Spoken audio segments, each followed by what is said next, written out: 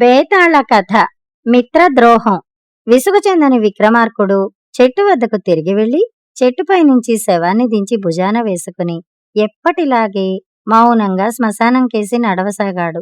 అప్పుడు శవంలోని బేతాళుడు, రాజా, నీవు ఇలా శ్రమపడతానని ఎవరికైనా మాట ఇచ్చి ఉన్న పక్షంలో ఆ మాట నిలబెట్టుకోవడం ప్రశంసనీయమే. స్వర్ణపురి మంత్రి కొడుకైన కృతవర్మలాగా మిత్రద్రోహం చెయ్యటం ఎంత మాత్రమూ కూడదు. శ్రమ తెలియకుండా ఉండగలందులకు నీకు కృతవర్మ కథ చెబుతాను విను అంటూ ఇలా చెప్పసాగాడు. పూర్వం స్వర్ణపురిని కులపర్ణి అనే రాజు పాలించేవాడు. ఆయనకు కుంతలకర్ణి అనే మంత్రి ఉండేవాడు. ఆ మంత్రి సహాయంతో రాజు తన నగరాన్ని చాలా సమర్థతతో పరిపాలించేవాడు. రాజు కొడుకు సుదర్శనుడు, మంత్రి కొడుకు కృతవర్మ ఆబాల్య మిత్రులు. ఒకే ఈడువాళ్లు. 16వ ఏడు వచ్చేదాకా ఇద్దరూ ఒకే గురువు వద్ద చదువుకుని విద్యాభ్యాసం పూర్తి చేశారు. చదువు పూర్తి కాగానే రాజు కొడుకైన సుదర్శనుడికి దేశాటన చెయ్యాలన్న కోరిక తీవ్రంగా కలిగింది.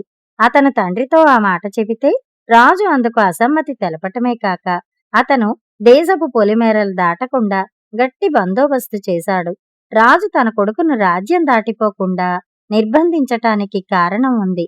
సుదర్శనుడు పసివాడై ఉండగానే ఒక గొప్ప జ్యోతిష్కుడు అతని జాతకం చూసి ఆ కుర్రవాడికి 17 ఏళ్లు నిండే సమయంలో ఒక గండం ఉన్నదని, రాజుగా పట్టాభిషిక్తుడయ్యేదాకా అతను రాజ్యం విడిచి పోరాదని, అలా పోయిన పక్షంలో అతనికి స్వర్ణపురి సింహాసనం దక్కదని చెప్పి ఉన్నాడు. ఈ సంగతిని రాజు తన మనసులోనే రహస్యంగా దాచుకున్నాడు. చివరకు మంత్రితోనైనా చెప్పలేదు. తండ్రి ఉత్తర్వుకు కారణం తెలియక సుదర్శనుడు చాలా ఆశాభంగం చెందాడు. తాను తప్ప రాజ్యంలో ప్రతి ఒక్కడూ రాజ్యం దాటి వెళ్లవచ్చు, కాని తాను మాత్రం వెళ్లరాదు. ఇది రాజకుమారుడికి దుర్భరమనిపించింది. అతను ఈ విషయం తన మిత్రుడైన కృతవర్మతో దీర్ఘంగా ఆలోచించిన మీదట ఇద్దరూ ఒక నిర్ణయానికి వచ్చారు.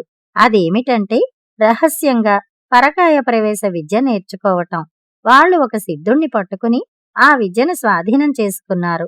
ఇప్పుడు నా శరీరంలో నువ్వు ప్రవేశించు, నీ శరీరంలో నేను ప్రవేశించి నీ రూపంలో దేశాటన చేసి వస్తాను. నీ రూపంలో ఉన్న నన్ను ఎవరూ ఆపరు అన్నాడు సుదర్శనుడు. కృతవర్మ మొదట ఈ ఏర్పాటు గురించి భయపడ్డాడు. మనిద్దరము రాజాజ్ఞను ఉల్లంఘిస్తున్నాం, ఇది నేరమే, అయినా నీకోసం అంగీకరిస్తున్నాను. ఏ పరిస్థితుల్లోనూ నువ్వు 6 నెలలలోపుగా తిరిగి వచ్చి నా శరీరాన్ని నాకిచ్చి నీ శరీరాన్ని నువ్వు తీసుకోవాలి. అలా చేస్తానని ప్రమాణం చెయ్యి అన్నాడు కృతవర్మ సుదర్శనుడితో. సుదర్శనుడు ప్రమాణం చేశాడు. ఇద్దరూ శరీరాలు మార్చుకున్నారు. సుదర్శనుడు కృతవర్మ శరీరంతో వేటకు వెళ్లే నెపం మీద బయలుదేరి దేశాటన చెయ్యబోయాడు. అతన్ని ఎవరూ ఆపలేదు. కృతవర్మ రాజకుమారుడి శరీరంతో అంతఃపురానికి వెళ్లి అక్కడ తానే రాజకుమారుడైనట్టు మసలుకున్నాడు. కొంతకాలం గడిచింది. వేటకు వెళ్లిన తన కొడుకు తిరిగి రానందుకు మంత్రి చాలా దిగులుపడ్డాడు. భటుల చేత ఎంత వెతికించినా అరణ్యంలో అతని కళేబరమైనా దొరకలేదు. ఇంతలో ఒకనాడు హఠాత్తుగా రాజు చనిపోయాడు. రాజకుమారుడి రూపంలో ఉంటున్న కృతవర్మకు పట్టాభిషేకం జరిగింది. రాజ్య భారమంతా మంత్రి చూస్తున్నాడు. కాని కొడుకు కోసం ఆయన లోలోపల పడే సంక్షోభం మనోవ్యాధిగా పరిణమించి ఆయనను కుంగదీస్తున్నది. తన తండ్రి తన కోసం మనోవ్యాధితో క్షీణిస్తుంటే కృతవర్మ ఏమీ చెయ్యలేని స్థితిలో ఉండిపోయాడు. నేనే కృతవర్మను అని తండ్రికి నిజం చెప్పేద్దామని అతనికి అనేక పర్యాయాలు నోటిదాకా వచ్చింది. కాని అతను మంత్రితో అలా నిజం చెప్పేస్తే చాలా ప్రమాదం ఉన్నది. మంత్రి తన్ను ఒక్క క్షణం కూడా రాజుగా ఉండనివ్వడు. ధర్మం ఏమాత్రం భంగమైనా ఆయన సహించడు. సింహాసనం మీద ఎవరూ లేకుండా పోతే దేశానికి ఇరుగు పొరుగు దేశాల రాజుల వల్ల ప్రమాదం ఉంటుంది. అందుచేత కృతవర్మ తాను రాజుల తండ్రి దగ్గర అభినయిస్తూ కృతవర్మకు కూడా దేశ సంచారం చెయ్యాలని తీవ్రమైన కోరిక ఉండేదని, అతను అందుకే వెళ్లాడని, త్వరలోనే తిరిగి వస్తాడని ధైర్యం చెబుతూ వచ్చాడు. నిజానికి కృతవర్మ కూడా రాజకుమారుడి రాక కోసం ఎంతో ఆత్రంగా ఎదురు చూస్తున్నాడు. అతనికి ముళ్ల మీద ఉన్నట్టే ఉంది. 6 నెలలు గడిచాయి. రాజకుమారుడు తిరిగి రాలేదు. మంత్రి క్రమంగా మంచం పట్టాడు. ఆయన తనకు మరణకాలం సమీపించినప్పుడు రాజుగా ఉన్న కృతవర్మను పిలిచి నాయనా, నాకు నా కొడుకు ఒకటి, నువ్వు ఒకటి కాదు. నా కొడుకు కనపడకుండా పోయినప్పటి నుంచి నిన్నే నా కొడుకుగా చూసుకుంటున్నాను. ఇంతకాలము నేనే రాజ్యభారం మోసాను. ఇక నుంచి ఆ భారం నీ మీద పడుతుంది. పోయిన రాజుగారు నేను కూడా ధర్మపాలన గురించి ఎంతో శ్రద్ధ వహించాం. నువ్వు కూడా మీ తండ్రిలాగానే ఏ పరిస్థితుల్లో కూడా ధర్మాన్ని నిలబెట్టి రాజ్యం చేస్తానని నాకు మాట ఇస్తేనే గాని నేను నిశ్చింతగా కన్నుమూయలేను అన్నాడు. మంత్రి కోరిన ప్రకారమే కృతవర్మ ప్రమాణం చేశాడు. మంత్రి ప్రాణాలు వదిలాడు. కృతవర్మ తండ్రికి చేసిన ప్రమాణాన్ని అక్షరాలా నిలబెట్టుకున్నాడు.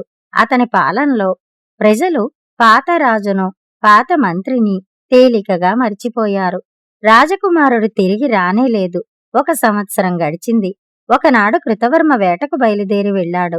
అరణ్యంలో ఒక చిలుక ఎగిరివచ్చి అతని భుజం మీద వాలింది. దాని వింత ప్రవర్తనకు అతను ఆశ్చర్యపోతూ దానికేసి చూసేంతలో ఆ పక్షి ఇలా చెప్పసాగింది. నన్ను గుర్తించలేదా మిత్రమా? నేను సుదర్శనుణ్ణి. నా చరిత్ర నీకు చెప్పటానికి ఇవాళ అవకాశం దొరికింది. నేను 6 నెలల లోపల తిరిగి వస్తానని నీకు మాట ఇచ్చాను. కాని నాకు ప్రపంచం చూస్తున్న కొద్దీ ఇంకా చూడాలనిపించింది. మన రాజ్యానికి తిరిగి రాబుద్ధి పుట్టలేదు. మన రాజ్యంలో నిజానికేముంది? ప్రపంచంలో ఎన్నో వింతలు చూశాను. ఇంతలో నాకొక ప్రమాదం సంభవించింది. ఒక అరణ్యంలో ఒక నరభక్షకుడైన రాక్షసుడు నన్ను పట్టుకుని తన గుహకు తీసుకుపోయాడు. నన్ను వాడు చంపి తింటాడని తెలుసు. ఆ సమయానికి నాకీ చిలక శరీరం దొరికింది. అందులో ప్రవేశించాను. ఇప్పుడు నాకు ప్రపంచం చూడడానికి మరింత మంచి అవకాశం దొరికింది. నేనిక్కడికి రాకనే పోదును. నీ శరీరం నాశనమైపోయిందని తెలపడానికి, జరిగిన పొరపాటుకు నీకు క్షమాపణ చెప్పుకోవటానికి వచ్చాను. ఇక నాకు సెలవియ్యి. ఈ మాటలు అని చిలుక కాస్త చెట్లల్లోకి ఎగిరిపోయింది. పేతాళుడి కథ చెప్పి, రాజా, కృతవర్మ తన మిత్రుడి శరీరం అతనికి ఇచ్చేసి తాను మరొక శరీరం ఎందుకు చూసుకోలేదు? అలా చెయ్యకపోవటం మిత్రద్రోహం కాదా? కృతవర్మ మిత్రద్రోహం చెయ్యటానికేమిటి కారణం? రాజ్యకాంక్ష? తన శరీరాన్ని తన మిత్రుడు రాక్షసుడివాత పెట్టాడని కోపమా? ఈ ప్రశ్నలకు సమాధానం తెలిసి కూడా చెప్పకపోతే నీ తల పగిలిపోతుంది అన్నాడు. దానికి విక్రమార్కుడు, కృతవర్మకు మిత్రద్రోహం అంటగట్టడానికి ఒక్క కారణం కూడా కనపడదు. ఏ విధంగా చూసినా సుదర్శనుడు రాజ్యాధికారానికి అర్హుడు కాడు. ఆ సంగతి ముందు జ్యోతిష్కుడు చెప్పాడన్నది అలా ఉంచి, అతనికి దేశాటన చెయ్యాలన్న ఆసక్తిలో సహస్రాంశమైన రాజ్యపాలన చెయ్యటంలో లేదు. కృతవర్మ నిజంగా రాజ్యకాంక్షే గలవాడైతే తన స్నేహితుడి రాక కోసం అంతగా ఎదురుచూడడు. అదీకాక అతను తన తండ్రి దగ్గర ప్రమాణం చేసి ఆ ప్రమాణాన్ని నిలబెట్టుకున్నాడు. తాను తన తండ్రికి చేసిన ప్రమాణాన్ని తన స్నేహితుడికి మార్చడం పొసగదు. అందుచేత కృతవర్మ రాజకుమారుడి శరీరాన్ని రాజకుమారుడికి తిరిగి ఇవ్వకపోవటంలో దోషం ఏమీ లేదు అన్నాడు. రాజుకి ఈ విధంగా మౌనభంగం కలగ్గానే బేతాళుడు శవంతో సహా మాయమై తిరిగి చెట్టెక్కాడు. కథ సమాప్తం. కథ కంచికి, మనం ఇంటికి.